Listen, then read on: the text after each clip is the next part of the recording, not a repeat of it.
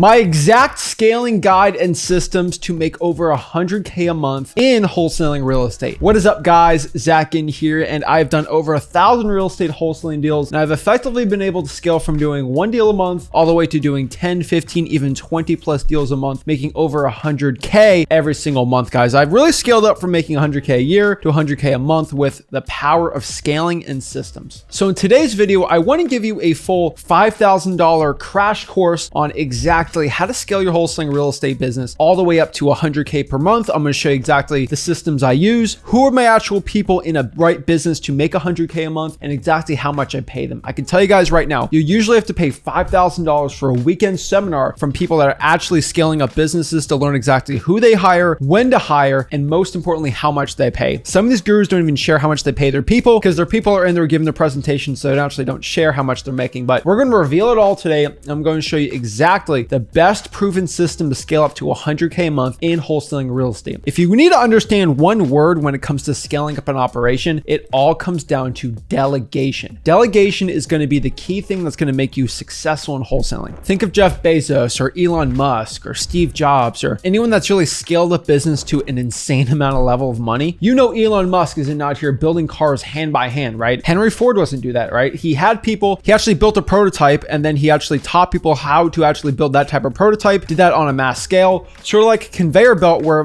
when he's sleeping, people are still working and he has employees doing it, and maybe he pays them $3 or $4 an hour, and he was able to make $100 an hour from just paying the 4. You get a little arbitrage, and that's how you scale up. That is the point of what I'm teaching today, guys. So if I could pay somebody 10, 12 bucks an hour to do lead follow-up, and that produces 200 bucks every single hour in profit and assignment fees, that's a good thing to do. So I'm going to show you my whole scaling guide so you can know exactly how to do it. But before I break it down, do me a big favor, make sure you smash the like button, subscribe, and let's break it all down. You're going to be the top dog. You're going to be the person in front. You're making all the money. That is who you are. Now, excuse my bad handwriting here, but this is what it is. So if you're going to be doing this, you want to effectively not do what the gurus do, right? Because the average guru is working 40, 50, 60 hours a week, and they're hating their job, right? That is not how you actually build a system guide, an actual business structure in wholesaling real estate that's going to yield you a lot of money. You're going to need somebody doing most of the work. And this is most likely going to be your COO, your Chief Operating Officer. And this is somebody that you're going to pay a decent amount of money, but they're going to be the ones that are whipping people in the check, right? They're going to make sure the marketing's going good for the day, right? The acquisitions, everyone's going their appointments, how the appointments are going, the dispositions, things like that. These people get paid a really decent amount, but the truth is you need someone to whip everybody into shape. And this is definitely a full-time job. Now, under the COO is going to be the 3 main parts of wholesaling. Number 1, obviously, is going to be our marketing. Number 2 here is going to be our acquisitions. And number 3 is going to be our dispositions.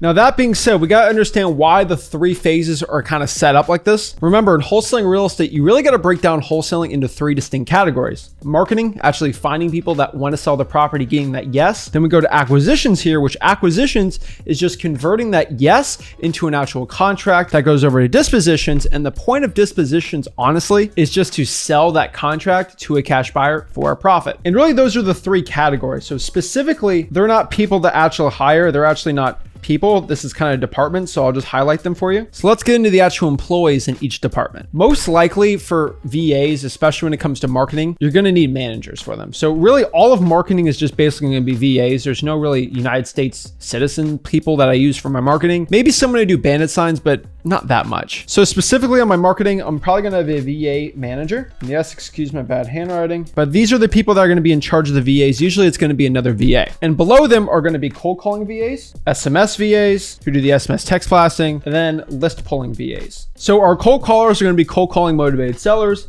Our SMS text blasters are just going to be SMS text blasting motivated sellers. And then our list pulling VAs are most likely going to pull government lists. So lists that take a lot of time to do. Remember, these are going to be the code violations, the water shutoffs, the tax delinquency list, the probates, anything really on the public records that takes a lot of time to pull. These VAs are going to be doing them. Next year, we have acquisitions. There's no really VAs I use for acquisitions, and my acquisitions people are a little different than how a lot of people do it. I prefer to overpay my people so I don't have to retrain them. The biggest expense in a wholesaling operation is going to be turnover. So it's when you lose an acquisitions person and then you need a new one. What do you do when there's no acquisitions person? Your COO or you are going to have to go in that role, and that costs a lot of your time. So I don't really look at money only when I'm looking at everything. I look at time and money, and it's a terrible combo COO when you got to pull both of them together. So really, we pay our people really well, but really what it is an acquisitions manager. So these are the people that go in the appointments, they do the virtual closings. They are probably the highest paid employees besides the COO, but they pull in all the revenue. These are American citizens. I like them local, and they're really good and essential. These are the ones that I personally actually train in my own business because they're so critical to my success. This is why I'm able to have 2 or 3 acquisitions managers going on appointments every hour on the hour, and I can't. Maybe if I have to work 8 hours a day, I could go on 8 appointments. Well, if I have 2 acquisition managers going on an appointment every hour, that's 16 appointments. That's way better than me just doing 8 myself when I can have my team do 16. Then on dispositions, I really don't make it too complicated. I might have 1 to 2 agents. So these are going to be, call them disposition agents. They can actually be real estate agents that want to work for you part-time, but all they do is focus on the cash buyer process. On top of that, I'll have a cash buyer VA work under them, and all they do is cold call cash buyers. Now, once somebody says there's a cash buyer, I'll most likely have my disposition agent actually start building the relationship. But really scaling out here, you can sort of see what the business sort of looks like. You still got me on the top. You have a COO, you have a marketing, acquisition, and disposition. And really, if you're counting the employees here, you have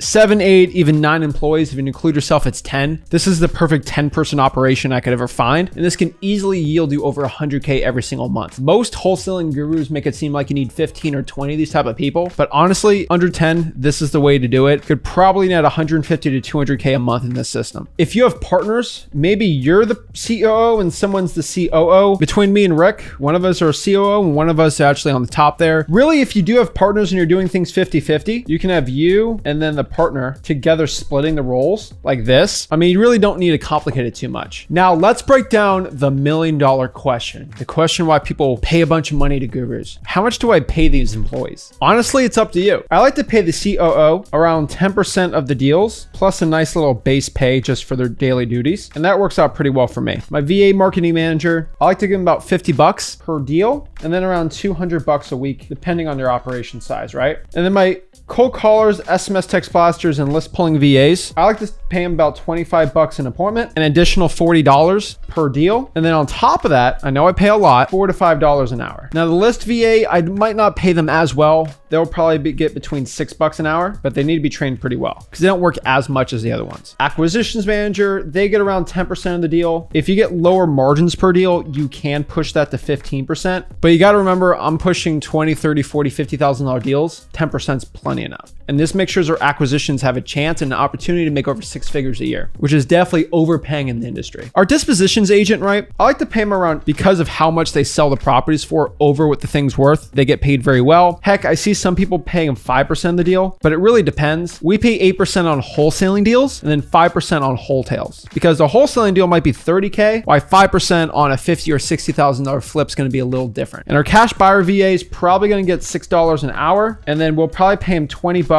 per cash buyer that we get that's qualified. I know this looks messy and my handwriting's not the best, but really this is how much I pay my VAs. I pay my acquisitions people and my dispositions people, and probably how much you should be paying them too. Now remember, I look at wholesaling real estate in a whole different light than a lot of other wholesalers. I like to overpay my people so I don't have to pay in my time to get another acquisitions manager if they quit. They're less likely to quit if you pay them very well. I've had people I paid over 6 figures for acquisitions because they do very well, and they still want to quit and try to wholesale by themselves and they fail. I have VAs right now that like to fail a bunch, but if I pay my marketing manager very well, they can get new ones in place and train them very well, so I don't have to. I train my VAs a lot through video, where I've actually recorded videos for them of me doing what I want them to do. So if I have a VA for cold calling, they have to go through videos of me actually cold calling sellers to see the way I actually do them. A lot of them when I was like 19, 20 years old, closing them. With my acquisitions managers, I actually have to go with them on appointments and do the 3-3-3 approach, where they watch me close 3 motivated sellers in front of them, and then 3 of where we close them together, and then 3 where I watch the acquisitions manager close 3 in front of me. These deals have to be at least $20,000 to $25,000 each, and once they get through that gauntlet, they are in the company and they are good to go. Every acquisitions manager that has gone through the 3-3-3 approach has done very, very well, and that leads me to a lot of really good success. And if I get a really good acquisitions manager, I'll promote them to COO and then have them deal with everything else below me. Dispositions agent, same exact thing. I personally train them, but they're actually a lot easier to train than acquisitions. And the cash buyer VA, I'll have a VA marketing manager. Might deal with that a little, but really a dispositions agent's going to be dealing with that. But overall, guys, I want you to understand understand this 100K a month wholesaling system, this is not the way to become the most profitable, but it's the best way where you can really scale yourself out of the business, where you can only work 5 or 10 hours a week at most, and you can make the most amount of money possible. My goal in wholesaling real estate is to work the least and make the most. If you're here to make the most, you can work 50, 60 hours a week and pay your people less, but I'd rather live the life of not having to work so hard while making a ton of money. That's the way I look at wholesaling. Those are my goals, but honestly, this lets me focus more on doing virtual and adding more people in the business. So this isn't exactly how my business is run, but for most people, this is the best template for you for scaling up to 100K a month. Most gurus will charge you $5,000 to $6,000 for the information that I'm absolutely giving you for free right now. So if you like this information and you want to learn more about how to scale a business up, I recommend you go to my free real estate wholesaling course, freewholesaling.com. Hop on my YouTube channel lives and ask me questions. I'm always here to help you with the one-on-ones. And if you got any value from this video, do me a favor, make sure you smash the like button, subscribe, and